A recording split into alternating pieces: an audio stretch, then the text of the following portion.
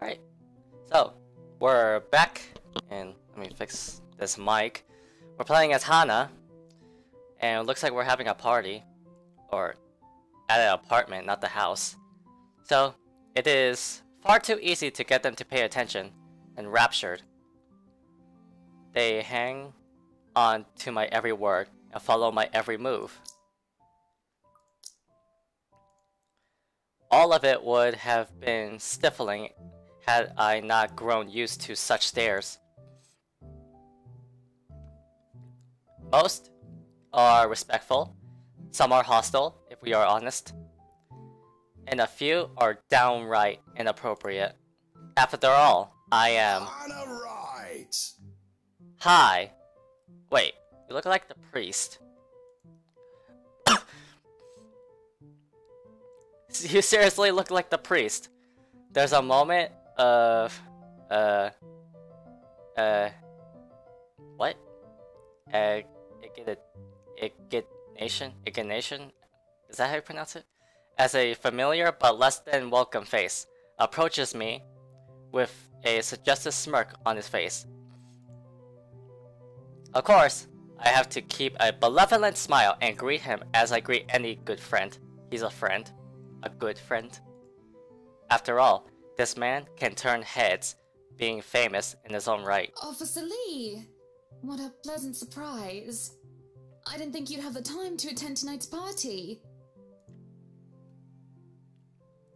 He is more Luke's friend than mine, really, and I am quite sure I only invited his wife. Much like I am only friends with the Chief Inspector because of Luke. Luke is only friends with Rochelle because of me. Unlike how I treated Lee, however, Luke never did hide, Luke never hid his omnicity for the Lee matriarch. It was an odd sort of friendship where we would have awkward double dates. I don't even recall his first name. It started with an N, I think. I might be wrong. Aside from being Chief Inspector of Luxport Police, his wife, Rochelle Lee Vance, owns a general electronics company, fridges and freezers mostly. Huh. Oh, I always have time for my favorite socialite couple. Might I say, you look positively ravishing tonight. Sorry, I'm taken. I see the husband isn't with you.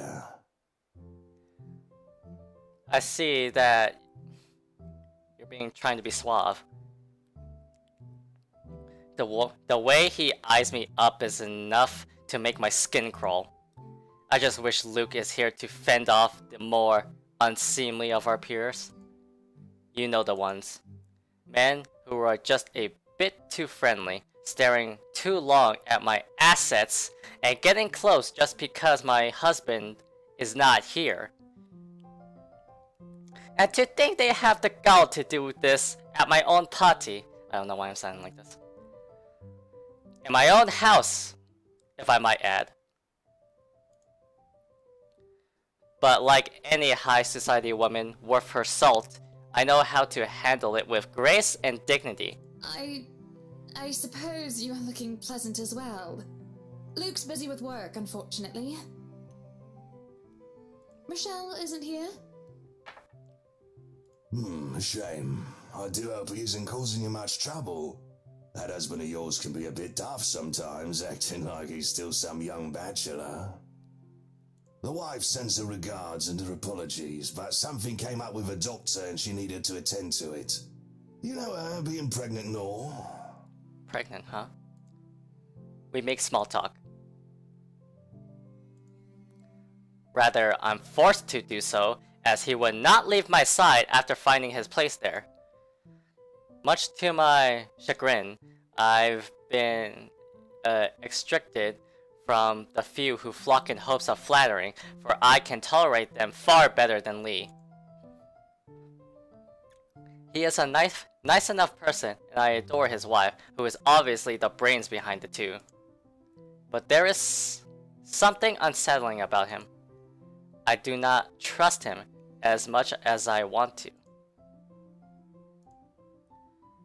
he regaled to me tales of the Luxborn Police Department, a different affair to the usual gossip I am privy to, and though I loathe to admit, is interesting nonetheless. I expect the topic of business to die out quickly, which would be understandable enough due to the confidential nature of his work. But, oh boy, was I wrong. So, wearing civvies, I steal and drive off with one of the police mobiles, right? In the mirror, I see the mutant chasing on foot and screaming about theft. Huh? The look on his face was priceless when I parked it in the garage. Garage? Huh, must be your accent. Oh my. You made him chase you all the way home for a prank. What did Rochelle have to say about that? Rochelle has a strange love and hate affair with Lee. He is a married man who did not grow up past his early 20s, judging by the way he acts. Surprisingly enough, they've been married for a good 20 years, huh? A lifetime if you compare it to my marriage of 7 years with Luke. I, on the other hand, well, Luke is no Lee. I should be happy about that, I suppose. Although my darling did have his moments. Hey, the wife pulled my ear and gave me a good talking to, though. Besides, we live in a flat a block away, so it wasn't much of a grand chase. Weren't you living in a house near the countryside? Move for work, you know. Or you probably don't. No, I don't. But a flat in downtown? I suppose if that's what you like. Oh, it's horrid. Hate that tiny place, no matter how convenient it can be for work. 55 square yards are not enough when you need to get away from the wife. I wouldn't mind a place away from the city. Even started looking at the ads.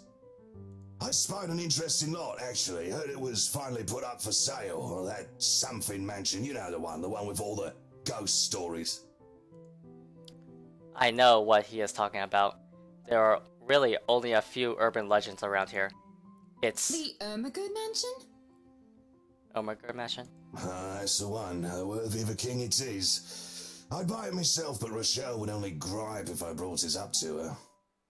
Not to mention all the expenses a place like that will be a real fixer-upper. You also have to find someone willing to work there with how superstitious people can be. If it becomes a problem, just hire someone to do an exorcism. Wait, is this taking place before she bought the house? Ah, yes it is!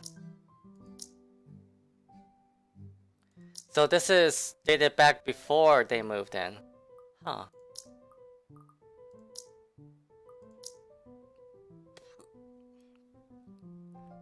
So I wonder how this plays out.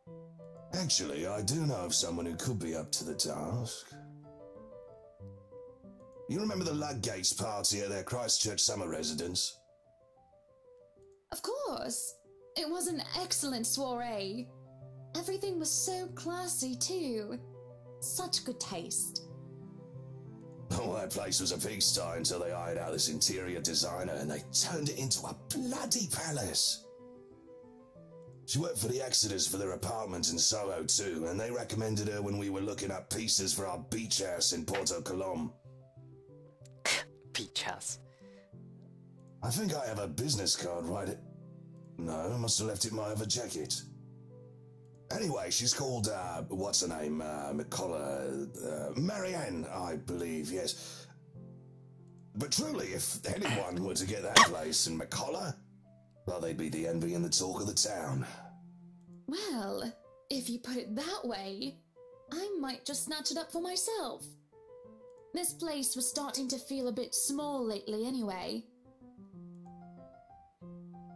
Sure, a 3-story penthouse might not fit the definition of small for some people. Okay, maybe a lot of people. But it isn't big enough to have grand parties in. She really does have like the fame and fortune. As it is, I only invited about 30 people to this one, and it already feels cramped in here. It certainly would be nice if I didn't have to ride an elevator up and down several floors before I can get anywhere as well. All Luke's words, and not mine. Besides, I have been looking for a good anniversary gift. Luke might like this one. Where is he anyway? Oh, now it jumps to the 21st.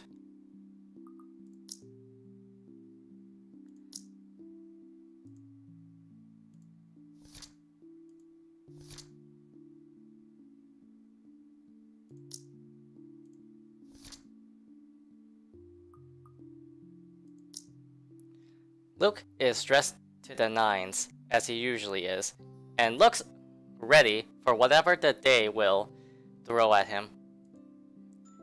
His butler and Velvet wait at his side just in case he isn't ready as he looks.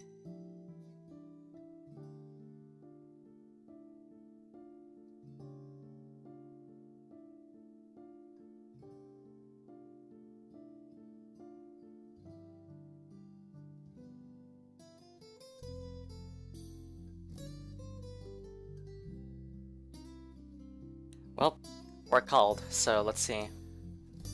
Oh sure, that is normal. What is confusing me is the fact that he is on his way out of the penthouse, considering we won't have anywhere to go until much later. Where are you going? I am to attend the Triad Autumn Tasting. I do believe I informed you of this 2 weeks ago. 2 weeks ago. You are bad. Yes. And might I remind you that I had stricken that off your schedule? Because 1, the doctor told you to stop consuming so much alcohol. And 2, I informed you a few days ago about the open house we are going to attend in its place. I've even found this marvelous interior designer, Mary Ann McCullough. Marianne. Not Mary Ann. It's a 3.5-hour drive to Cardiff. I don't have time for this. That's why you're mad at him. This is like that little party you threw all over again.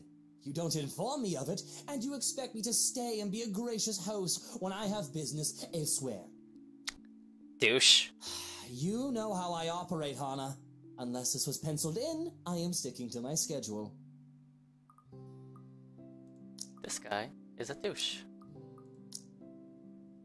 If I may intrude, the madam is correct. Your physician did insist you moderate your drinking, unless you wish to incur acute pancreatitis. Ooh.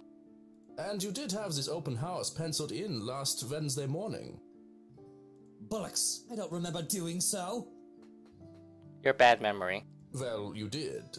While very hungover, in fact. He did. Moaned about me being too loud, but gave in after some pushing. Perhaps that was a bit too cruel and manipulative of me, but... Whose side are you on? Both of us? Come on, Luke. You promised we'd do whatever I want this weekend. Gordon Bennett, fine. I am giving this house tour of yours a chance.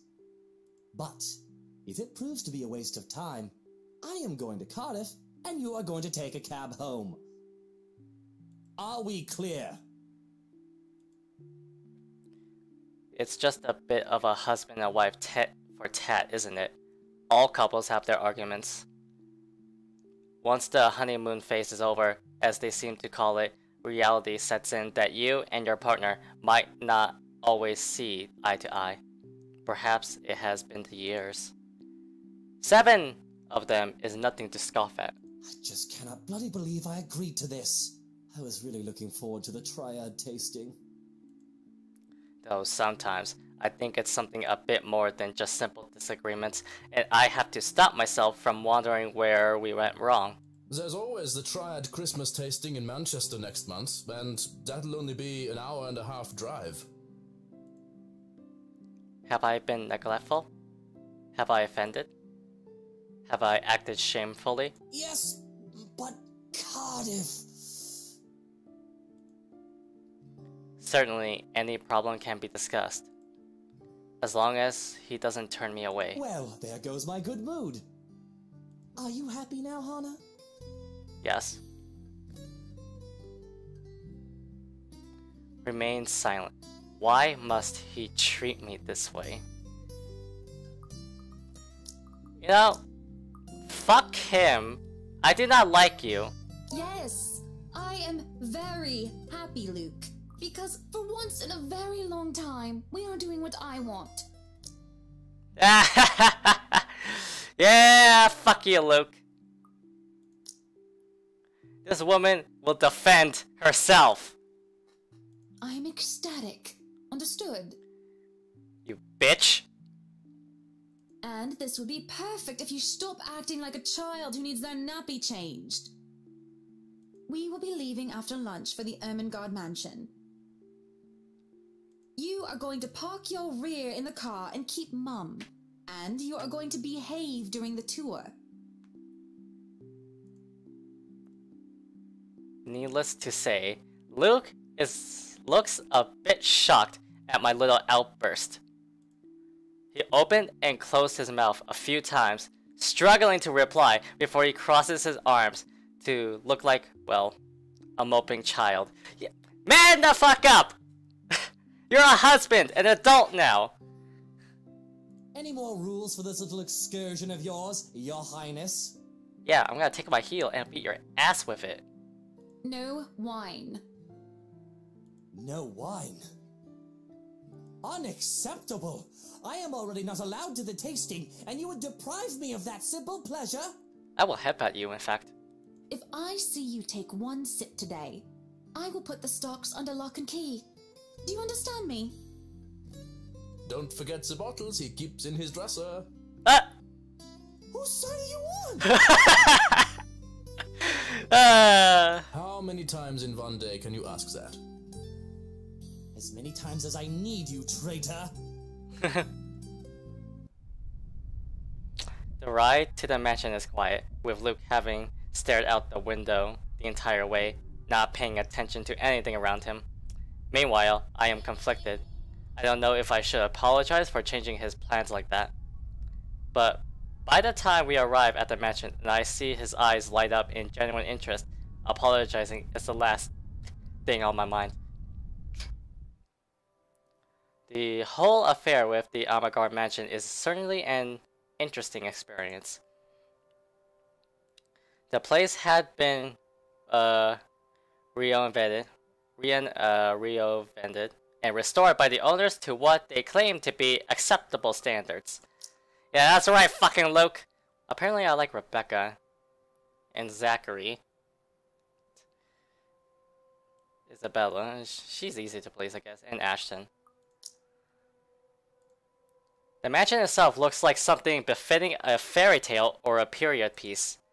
It is tastefully decorated, and with a little bit of love and attention, I'm sure it can be a place Luke and I can call home.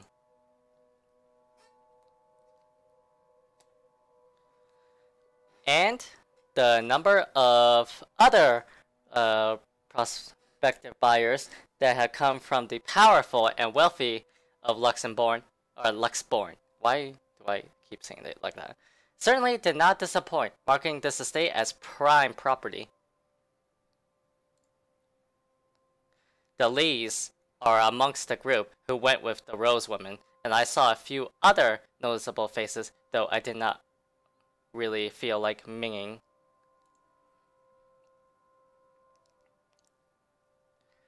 Unfortunately for every one of them, the Wrights are interested in buying. The hell? Oh, what the hell?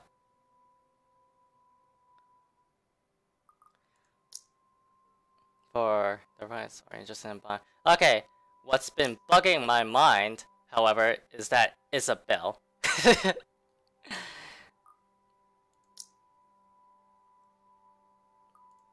Okay, so story updating. What is her problem? I still don't quite understand what is happening. One moment, she is scrabbling to give us the paperwork to finalize the sale. Then she is panicking over some sort of prank letter or another. The sad thing on my mind is how touchy my darling husband is being towards the poor Dia. Yes, defend her! I cannot even plaster a smile on my face. a horrid scowl taking its place. There is no way I can pretend nothing is wrong as I hum. And I'm sure little Lily here would certainly appreciate it if you remove your pretty hands from her, darling. He is quick enough to detract his friend, detract his hand, which is all that the girl needs to, well, for a lack of a better word, escape. I think I need to step out for a while. I'll be back. Her partner follows, shouting after her without hesitation. There is an awkward air among us as we are left in the wake of whatever that was. The others murmur and gossip with each other, speaking of the poor daft girl and telling the tale to whoever was not audience to the act in the first place. It doesn't take too long for the woman, Rose, to return and pull us aside into the study for what I rightfully assume is damage control. Rose invites Marianne in too, hoping to apologize to her as well. But the woman refuses, saying she is not one of her clients anyway. That leaves myself, Rose, and Luke, the last of all too eager to make himself comfortable in the study he's no doubt already claimed as his own. I can't apologize enough about what just happened. Please forgive Isabella. She's been under a lot of pressure lately. She's young and all those rumors about this being haunted just got to her head. And it must be this terrible heat too. Not a drop of rain for days now. Oh, it's fine. The poor girl must feel so embarrassed about what she just did. But I say, let bygones be bygones. After all, she's only a child. She looked, what, 19? I shoot Luke, an accusing look at these words. After all, he tried flirting with the girl. The nerve of him. And not only that Isabel girl, but also Marianne and Rose too. What kind of husband would think that it's even a remotely good idea to make moves on 3 different women while his wife stands there? Did he drink while I wasn't looking? She's a bit older than that. But again, I apologize. And if there's any way I can make up for what just happened, just... I know what you can do. Be a darling flower and get us one of those bottles you plan to serve. Pop it open. We were planning on serving some champagne. I can get that. You son of a bitch. That would be lovely. Much obliged. Do you want a glass as well, Ms. Wright? Oh no, I'm fine. I really shouldn't be drinking right now. And Luke shouldn't be either.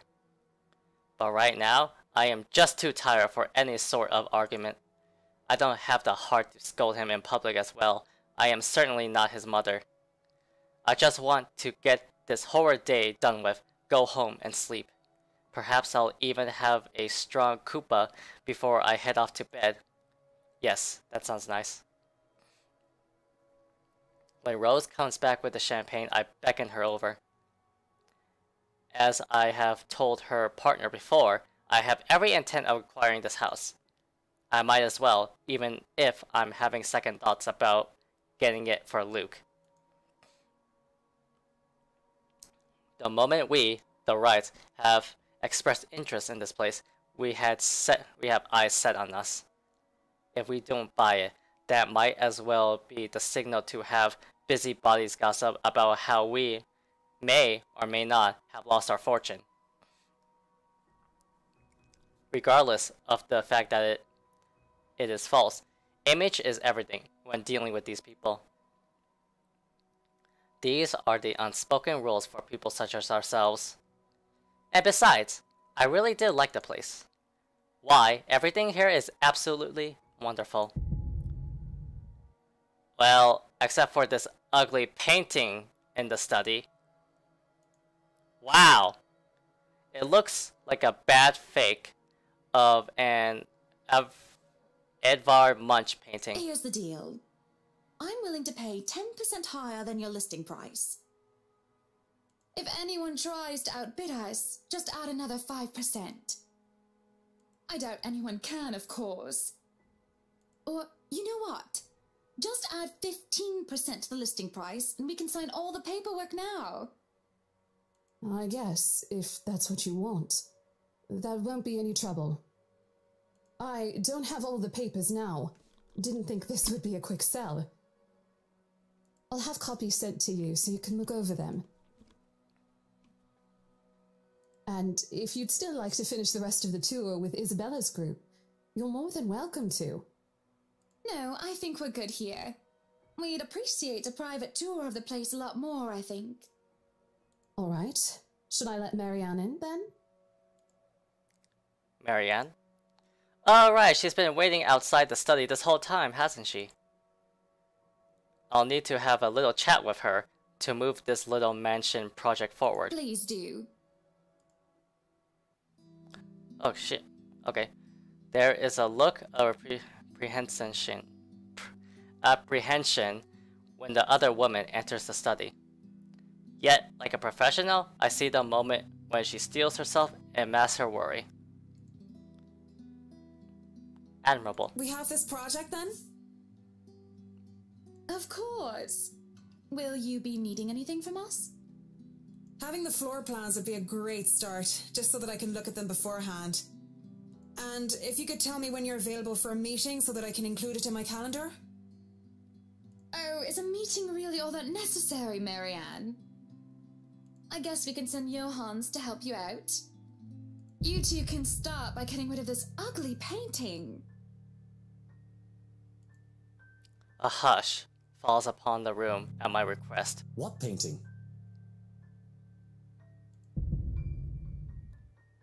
And lo and behold, the painting is gone. In its place, a mirror stands, which leads me to look at my own confused expression. What? Oh, it was a mirror? Odd. Well, no matter. Back to the topic at hand. Marianne, dear, we are simply far too busy to meet up. Or perhaps maybe I should question the need for a meeting. I kind of want to get really. Well, since Luke is being an asshole, might as well free up the schedule for Marianne. She seems like a cool person. But I guess we can free up a day to meet with you. Yay! I don't really need another Maudlin Monday reading about Maury anyway. The book club can function without me for one day. The book club. Okay, yeah. What time shall we be seeing each other? How does lunch sound? Besides, my house has a higher priority over book club. Why, we can hold the next meeting in this place. Surely the beauty and grandeur of all will inspire spirited and lively debates about whether modern-day writers could match up to the classics. I might as well clear up the rest of my week to handle whatever affairs buying this mansion requires of me. Any social activity can be put off until the emigrate or rather, the right mansion's great debut. I'll have my fill of great parties and gatherings, especially when I organize them myself. That sounds good. Although, with a project of this scope, we might need most of the day to tackle your concerns. A more thorough inspection of the place is also preferable. Breakfast then! It's a date. It's really not. Oh. Alright, Monday, 10 o'clock sharp. We'll see you then. Actually, Marianne suggested that we meet at 9. But who is even awake at that unholy hour? I was lucky enough to wake up this morning before Luke went all the way to Cardiff.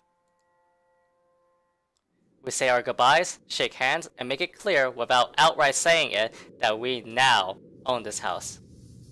by the time we left the mansion grounds, sunset is almost upon us. So, you really want to buy this place then? Yep. That's a bit of a big impulse buy, even coming from you. Not that I'm complaining. Well, I'm glad you're not complaining like you usually do. It's a right and proper Christmas miracle, isn't it?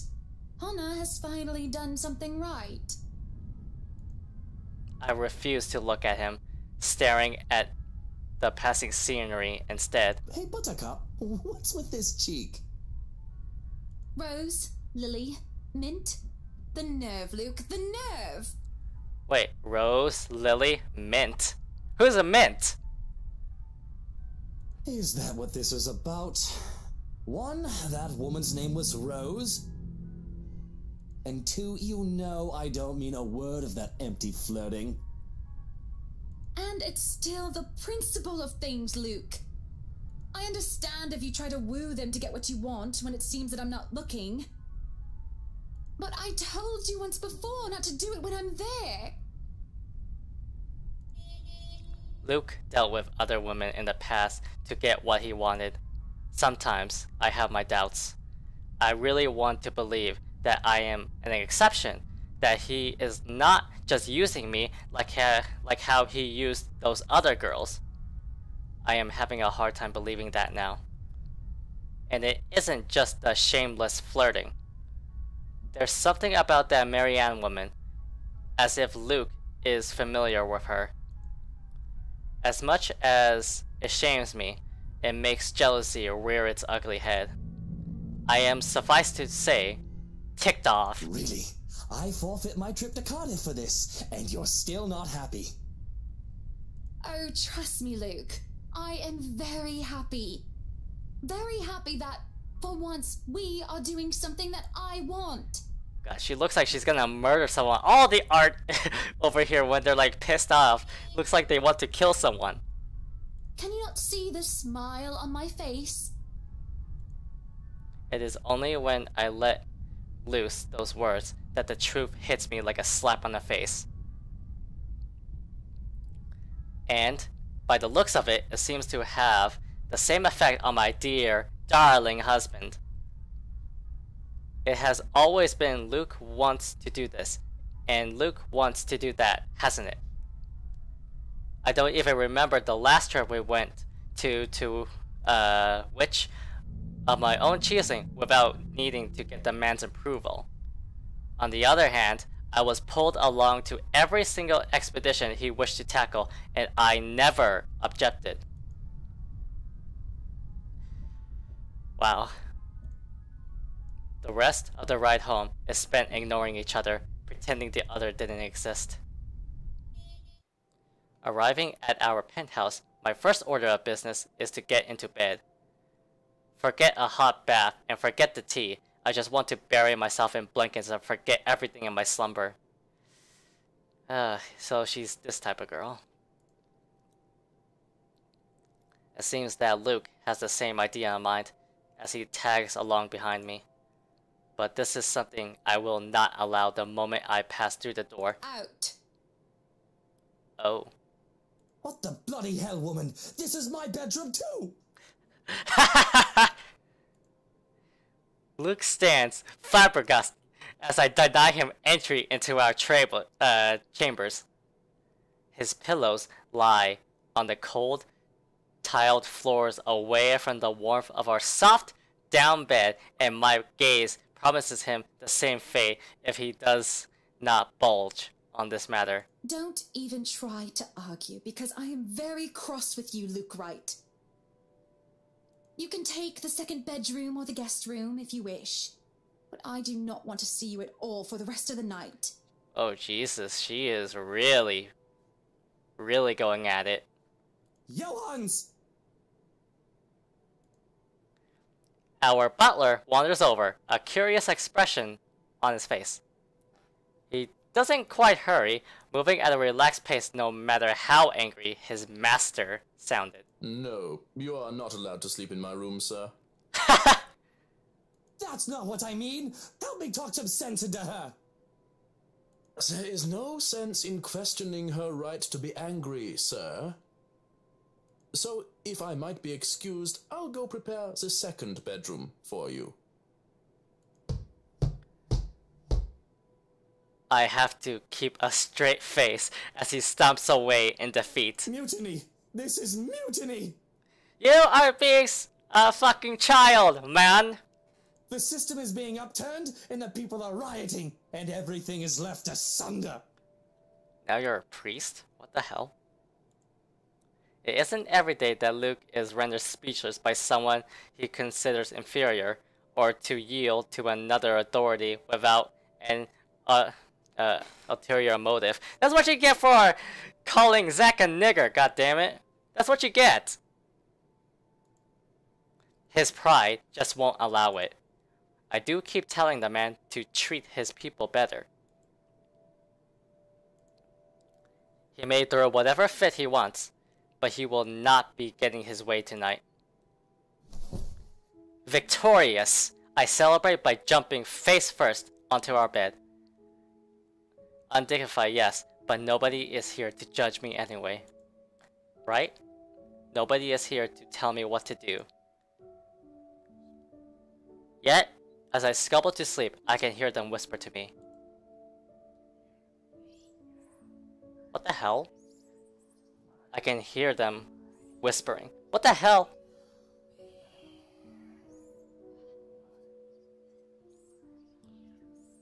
She took a look in the cellar? They want me. Need me.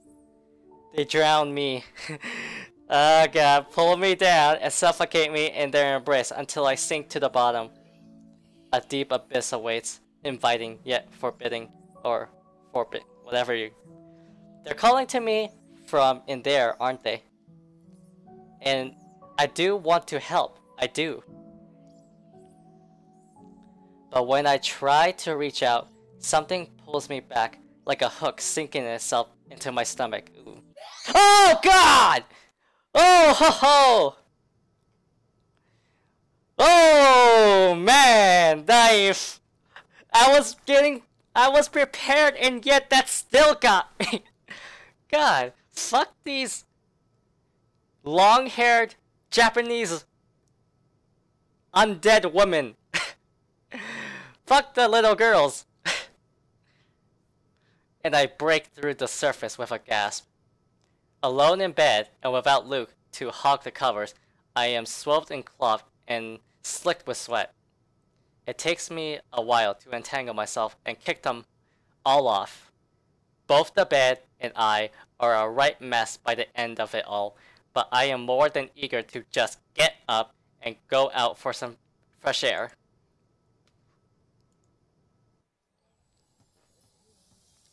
October 26th.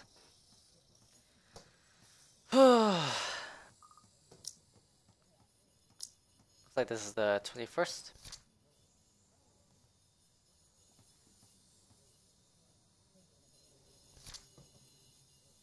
Oh yeah, look at that.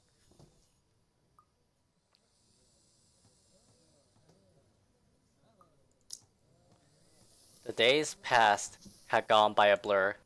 We hadn't talked much, Luke and I, outside of necessity. In fact, we've hardly talked beyond the topic of acquisitions of properties.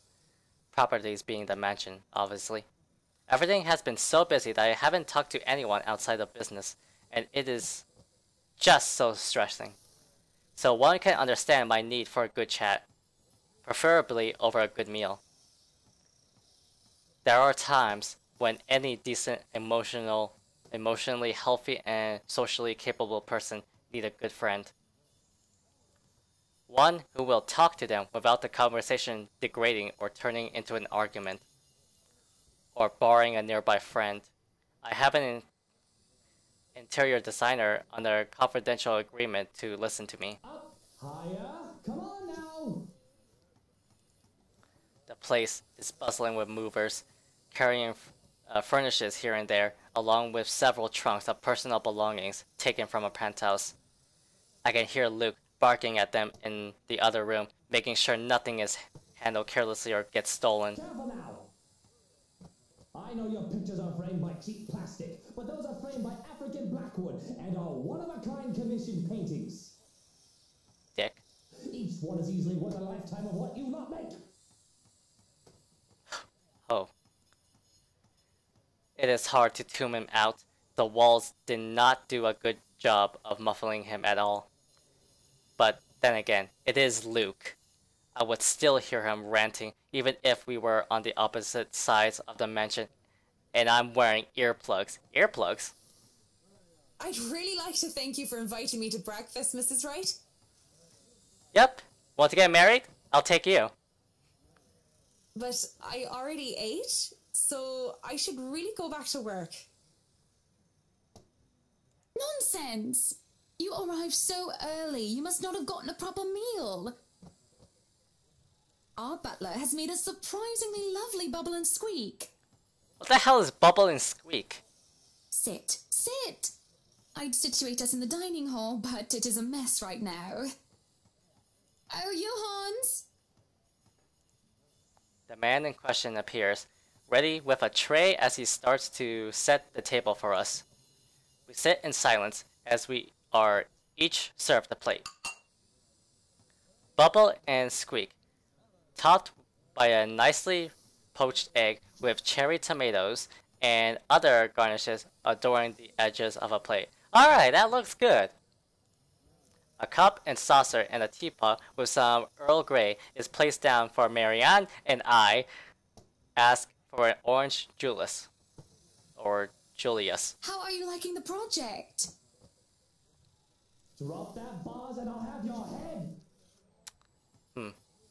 I know it's only an 8 million yen vase, but I swear, I'll...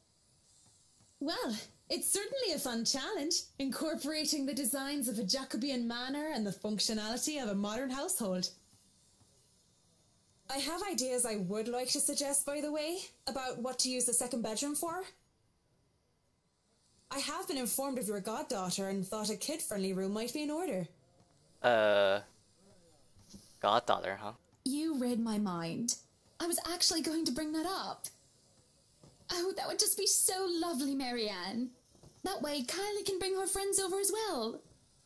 And a good friend of mine, Rochelle, is expecting a baby. So, why don't we think about putting a crib in there too? I can just imagine little ones running around, filling this place with the pitter-patter of their feet. She wants a kid of her own, huh? We'd have to make sure they don't trip and fall on the stairs, though. We won't be able to finish everything up until after the party. But we'll have it ready by then, so that all we need to do is to move in the furnishings.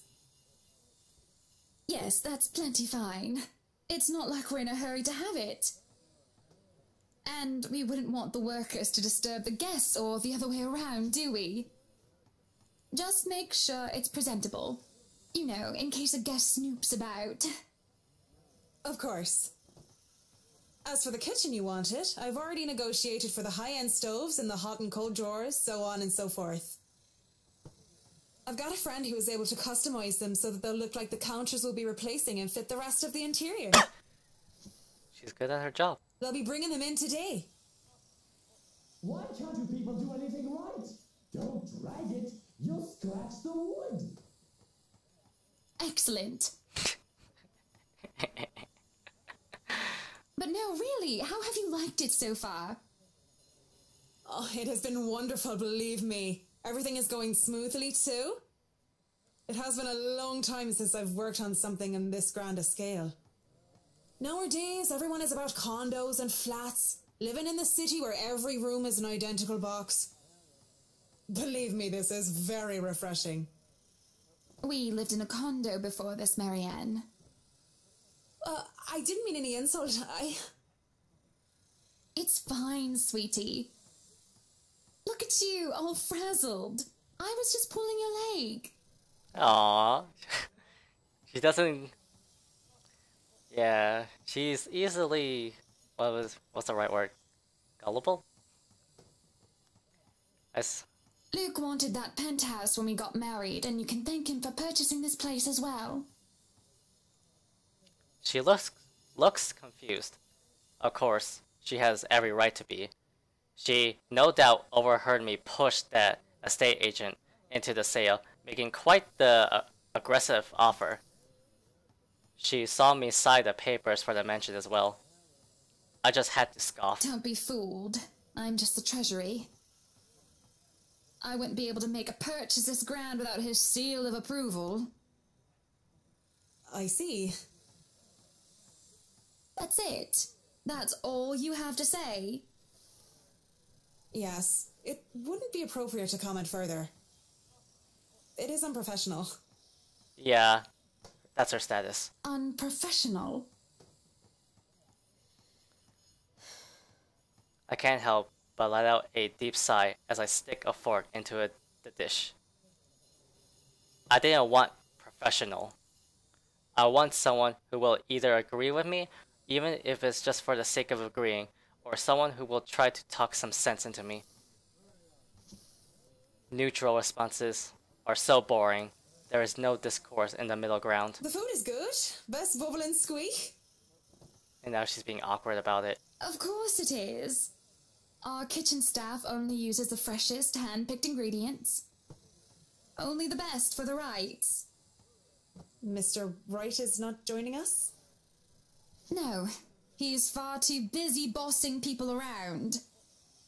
He even refused to join me for breakfast earlier, hence this. I see. Oh, Hannah's gonna blow up. My apologies. I really don't know what sort of response you expect to get from me. Oh, there is the clatter of silverware as I slam my hands on the table. Oh shit. It is frustrating. I am frustrated. At Luke, mostly. But Marianne's neutral, professional answers are certainly irksome as well. You're a human with feelings and opinions, aren't you? Don't give me this bollocks about being professional when we're having a nice, friendly chat over a nice and friendly breakfast. I can only talk about interior designs for so long, and I detest one-sided conversations, Marianne. But I really don't know what to say, Mrs. Wright. We were talking of no topic in particular, and... Luke. We were talking about Luke. About him not eating breakfast with you? About him treating me as if I were some treasury. I didn't realize that I shouted that out loud, until it is too late. There is a stunned silence that settles before I slump back into my seat. Hiding my face behind my hands, I can feel my shoulders shake. Breathe, I told myself, calm down. But it is just so hard. Honestly, sometimes I feel like he doesn't love me anymore. Oh. Okay, but I gotta head to work. So, we're gonna stop here for now. And poor Hana. I made the right choice defending herself. Fuck Luke. The asshole. I think I'm pretty much gonna set him on a path that's gonna get him killed. But anyway, that is it, and have a good day.